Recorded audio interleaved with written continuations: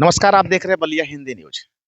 जिन लोगों को मैं कैमरे में दिखा रहा हूँ, सबसे पहले इनसे मैं मिलवाना चाहूंगा। कहते हैं कि आजकल के भाग दौड़ की जिंदगी में हर कोई परेशान है, और परेशान क्यों है, किस वजह से है, उसको यह नहीं पता है। कहते हैं कि कर्म तो कर रहा है अपना, वो दिन भर अपने काम में लगा हुआ है, दिन भर व्यापार कर रहा है, दिन भर अपने वो पारिवारिक जीवन चलाने के लिए सभी कामों को पूरा कर रहा है, लेकिन रात में स्ट्रेस ले रहा है, रात में उसको शुगर, बीपी, ऐसे तमाम तरह की बीमारियां हो रही हैं, जो कि वो दवा लेने के लिए मजबूरन हो जाता है। मैं ऐसे ही गोयलथरा रोड में अपने वक्त के समय घूम रहा था, तो बड़े भाई संजीत जी मिल गए। मैंने इनको देखा कि जो ये अपने बेटे के साथ इस समय चंद्रशेखर पार्क में योगा कर रहे थे। हालांकि इस समय अपना यह कार्य मऊ जिले को देख रहे हैं, मऊ जिले में कर रहे हैं।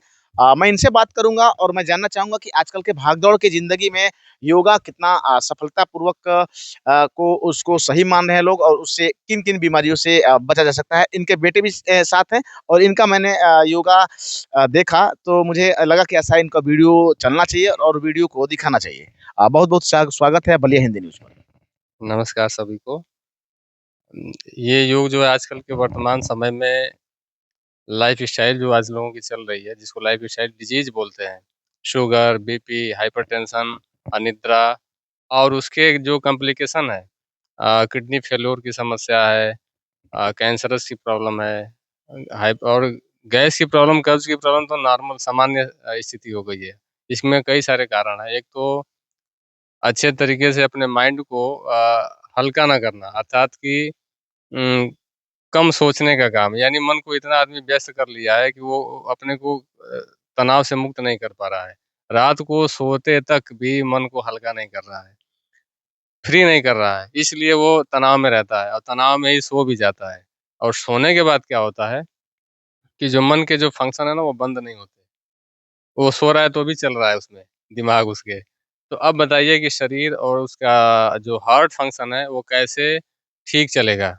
ठीक है, मन को कैसे एकत्रित करें, आप कह रहे हैं कि सीधी सी बात है। मैं अपने एग्जांपल के तौर पर मैं अपने आप को देखूं तो दिन की सारी उन गतिविधियों को सोते वक्त आदमी याद करता है कि दुकान पे ये करना है, उनसे वहां लेना है, उनको ऐसे देना है, इस तरीके का काम करना है, हमारे वार्ड में ये काम है, तो वो सारा दिमाग पे तो चलता ही रहता है। तो आप कैसे कह सकते हैं उसको कम कर सकता है? तो उसका वो काम है, तो वो तो सोचेगा ही। इसके लिए ये करना है कि आप अपने कामों को संयमित तरीके से सिस्टमेटिक एक उसको एक सिस्टम बनाइए आप, कि कब क्या-क्या करना है। और भोजन के समय में भोजन करिए, अर्थात वर्तमान में जीना। एक सूत्र है वर्तमान में जीना। जो भूतकाल में और भविष्य काल में कल्पनाओं में जीता है, वो बीमार पड़ेगा, और जो वर्तमान में जीता है, वो स्वस्थ रहेगा। एक छोटा-सा सूत्र है।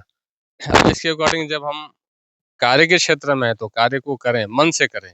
जैसे गीता में कृष्ण ने भी कहा है, योगः कर्मसु कौशलम्। कर्म में कुशलता ही योग है। और कर्म में कुशलता का तात्पर्य यह है कि अपने कार्य को पूरे मनोयोग से करें, कार्य से जुड़ करके करें। अब उसमें क्या है कि हम अपने जब कार्य को कर रहे हैं, ध्यान कहीं और चला जा रहा है। फिर घर पे बैठते हैं, भोजन कर रहे हैं, तो ध्यान हमारा कार्यों के ऊपर पड़ा है। अब भोजन कर रहे हैं, तो भोजन के स्वाद को लीजिए। सामने जो भोजन रखे हुए हैं, उसको देखिए कि कैसा हमारा भोजन है, हमारे लिए उपयुक्त है कि नहीं है, उचित है कि नहीं है। अब इसमें क्या है कि किसी को हाइपरटेंशन है, गैस की प्रॉब्लम है, तो वो थाली में सोचने तक की फुर्सत नहीं है, ये भोजन मेरे लिए अच्छा है कि नहीं है। वो तुरंत आया और मशीन की तरह डाल दिया, अरे मुझे वो काम करना है, यानी काम पर ध्यान है, भोजन पे नहीं है। तो बीमार पड़ेंगे, क्योंकि आपका जो ब्रेन है ना, जो सोचता है, और सोचने के बाद जो बॉडी के और भी जो ग्लैंड्स होते हैं, वो काम करने के लिए उस तरह से तैयार ही नहीं थे, और हमने उसको काम करवा रहे हैं इसलिए। दोस्तों, इनके कहने का मतलब ये है कि जो काम हम कर रहे हैं, हम उसी पे फोकस करें, ना कि किसी अन्य बातों को अन्यत्र अपना दिमाग चला करके एनर्जी लॉस करें। जैसा कि अभी संजीत भाई ने बताया कि हम भोजन कर रहे हैं, तो भोजन को देखें और उस थाली को देखें कि उस थाली में क्या क्या रखा हुआ है। उस भोजन के बारे में सोचें कि इसको लेने से क्या क्या हम लोग को इसके फायदे होंगे। ये ना करें कि उस भोजन को खाते वक्त किसी अन्य कामों को आप लोग याद करें। यही बता रहे थे आपसे। और उसमें दूसरा ये कि अगर ये भोजन मेरे लिए उपयुक्त नहीं है, तो उसको ना भी लें। ऐसा नहीं कि जो उसको लेना ज़रूरी है, क्योंकि जीभ के स्वाद के लिए ना लें, शरीर के स्वास्थ्य के लिए भोजन को लेना है। दूसरी बात ये है कि अब वो समय नहीं रहा कि पहले कुछ भी डाल दो और बॉडी चलती रहे, बॉडी उसको एक्सेप्ट कर लेती है। कोविड के बाद से हमारे बॉडी के कई सारे फंक्शन इतने डिस्टर्ब हो चुके हैं, प्रभावित हो चुके हैं, कि आप अपने शरीर को हिफाज़त के लिए, स्वस्थ रखने के लिए भोजन को ठोस आहारों को लें और उस भोजन में आपके प्रोटीन भी हो, विटामिन्स भी हो, आयरन्स भी हो, ये सारी चीज़ें हों। ऐसा नहीं कि केवल इच्छा के लिए, जीभ के स्वाद के लिए भोजन करें, तो फिर आप बीमार पड़ेंगे। और दूसरी बात ये है कि सुबह में और शाम को सोते वक़्त, जैसे आज युवाओं के लिए मैं एक और बात कहना चाहूँगा, इसको नहीं बताया। अलग से इसको रखिएगा युवाओं के लिए विशेष रूप से। जो मोबाइल का प्रचलन चल रहा है आजकल युवाओं की पीढ़ियों में, रात को सोते समय मोबाइल छोड़ते नहीं हैं और सुबह को उठते ही तुरंत मोबाइल पकड़ लेते हैं। तो इसके दुष्प्रभाव क्या आ रहे हैं, जो इनकी दिनचर्या है उसके कारण से। तो रात को जब सोते हैं, तो ब्रेन का फ़ंक्शन चालू रहता है। तो इसको करना ये चाहिए कि रात को सोने से आधे से 1 घंटा पूर्व आप मोबाइल को बंद कर दीजिए और जो धार्मिक पुस्तक है, उसको पढ़ें। उसको पढ़ने से क्या होता है कि आपके जो माइंड की जो विचार शक्ति है, वो सकारात्मक होगी और उनके जो मन के अंदर विक्षोभ पैदा हो रहा है, हाइपरटेंशन में जो और फ्रीक्वेंसी तेज़ चल रही है, वो साइलेंट साउंड हो जाएगी और कम हो जाएगी। दूसरा समय होता है आपको सुबह के समय में। सुबह को जब सो के उठते हैं तो हमारा जो मन होता है, वो साइलेंट में वो आपकी फ्रीक्वेंसी जो होती है वो कम होती है, डाउन होती है। लेकिन तुरंत हमने मोबाइल को चला कर के और फ्रीक्वेंसी को ज़बरदस्ती हाई पे पहुँचाते हैं। जब हाई पर पहुँचाएँगे तो फिर जो हमारे हार्ट फंक्शन है, वो ऑटोमेटिक उसको तेज़ वर्क करना ही पड़ेगा। जब तेज़ कार्य करेगा तो बाकी के जो अंग है वो ऑटोमेटिक कम काम करेंगे क्योंकि बॉडी में आपका ब्लड सर्कुलेशन तो उतना ही हो रहा है, प्रेशर तो उतना ही बढ़ रहा है। तो इसलिए सुबह को सो के उठें तो आधे घंटे तक अपने दिनचर्या और अपने कार्यवृत्ति के ऊपर फ़ोकस करें और हो सके तो 10 से 15 मिनट बिस्तर से उठने के बाद पहले पैर को ज़मीन पर रखें और रखने के बाद आप अपने-अपने इष्ट का अभिवादन करें, गर्दन को झुका करके और झुकाने के बाद से 10 मिनट थोड़ा-सा साइलेंटली रहें कि क्या करना है मुझे? ईश्वर का स्मरण करना, ध्यान करना ये सब कर लें, फिर उसके बाद पानी पी कर के फ्रेश होगा इत्यादि हों, फिर आगे की योगचर्या को ध्यान दें।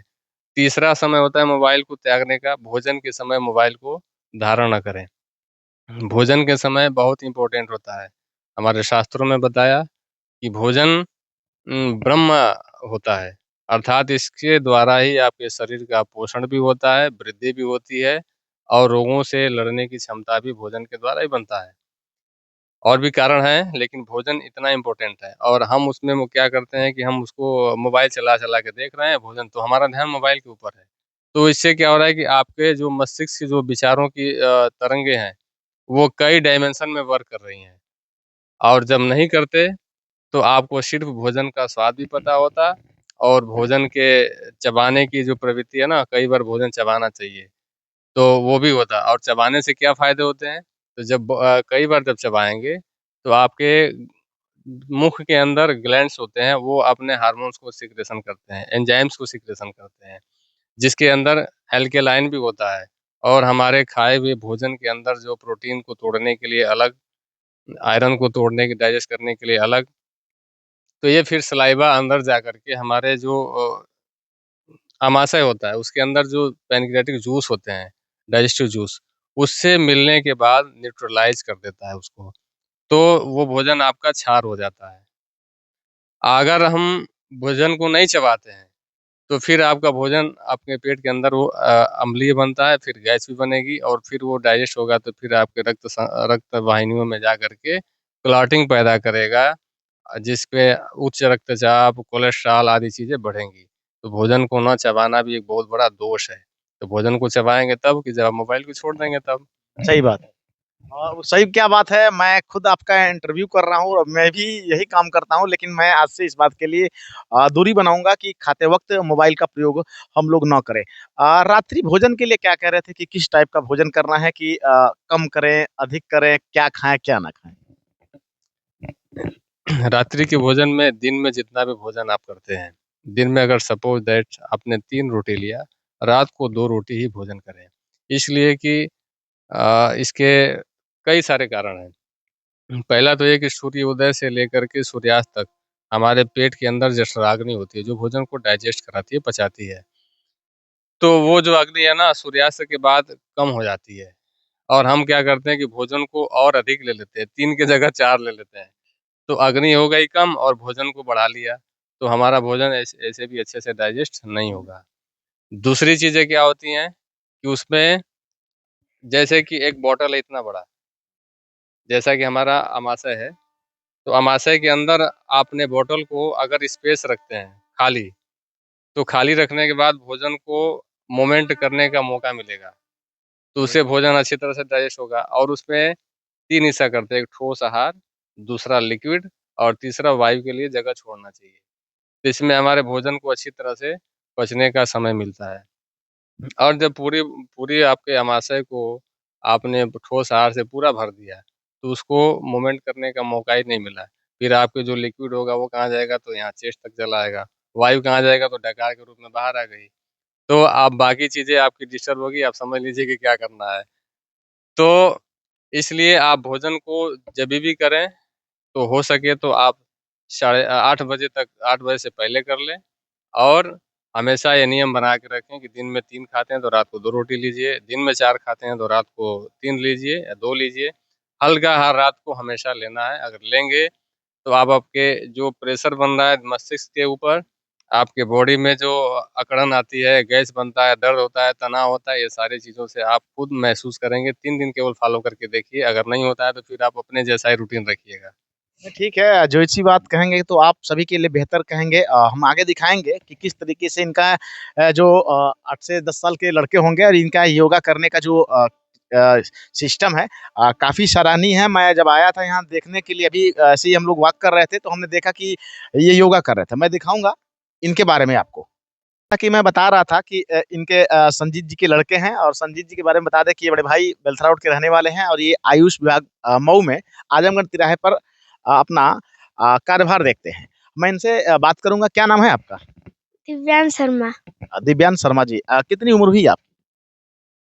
अ, 8 8 साल के हैं दिव्यांश जी और दिव्यांश जी को मैंने पार्क में देखा तो ये योगा कर रहे थे। योगा देख कर के मुझे काफ़ी अच्छा लगा। मैं आपसे जानना चाहूँगा कि योगा के अच्छा योगा में कौन-कौन से टिप्स आते हैं आपको? सूर्य नमस्कार, ताड़ासन। सबसे पहले मुझे आप सूर्य नमस्कार करके ज़रूर। दोस्तों ये सूर्य नमस्कार करके दिखा रहे हैं और जब मैं यहाँ एंट्री किया तो मैंने देखा कि एक अपनी किस तरीके से इतनी छोटी-सी उम्र में काफ़ी अच्छे से यह प्राणायाम कर रहे थे। तो काफ़ी अच्छा लगा, मैंने सोचा कि इनकी वीडियो बनने चाहिए और मैंने वीडियो के लिए यहाँ पे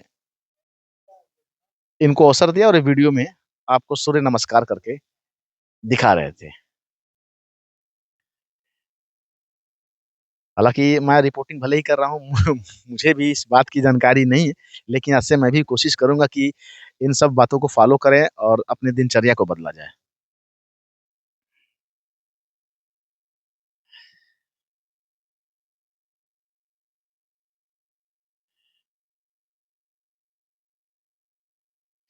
ये कौन-सा सूर्य नमस्कार। सूर्य नमस्कार के फ़ायदे क्या हैं? शरीर और दिमाग स्वस्थ रहता है। और कौन-सी योगा आपको आते हैं? ताड़ासन। ताड़ासन करके दिखाइए मुझे आप।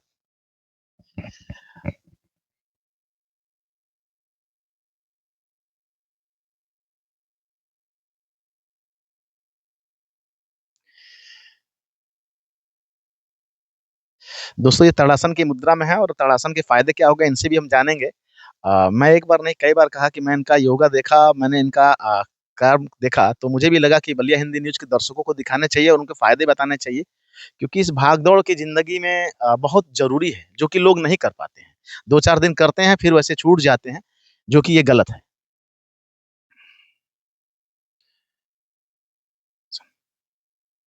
ताड़ासन कर रहे हैं आप, ये भी इच्छासन है। ताड़ासन के अभी ताड़ासन कर रहे थे आप। ताड़ासन के क्या फ़ायदे हैं? इससे लंबाई बढ़ती है। दोस्तों लंबाई के बारे में बात सुन लीजिए, लंबाई मेरी भी थोड़ी छोटी है और मैं भी ये किया होता तो शायद मैं लंबा हो गया होता। जो लोग वीडियो देखेंगे, वो वीडियो इस पे अपना विचार रखेंगे, ऐसा करेंगे, अपने बच्चों को भी दिखाएँगे, जिससे उनकी लंबाई बढ़ी जा सकती है। और इस बात के लिए जब करके देखेंगे तो उनको खुद लगेगा कि इससे करने से क्या फ़ायदे हैं। अभी उसके बाद से कौन-सी योगा करने वाले? वृक्षासन। वृक्षासन करके दिखाइए आप।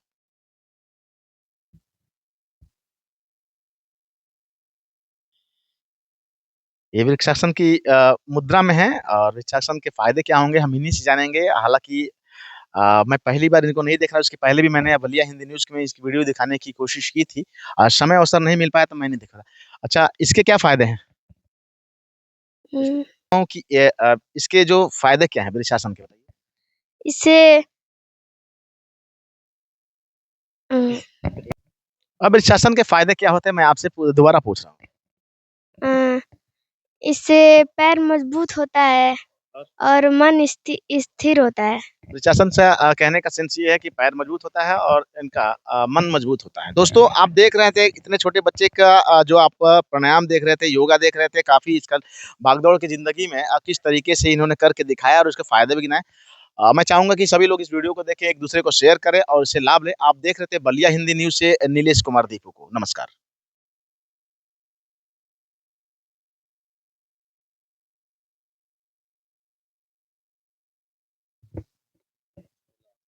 रिलैक्स।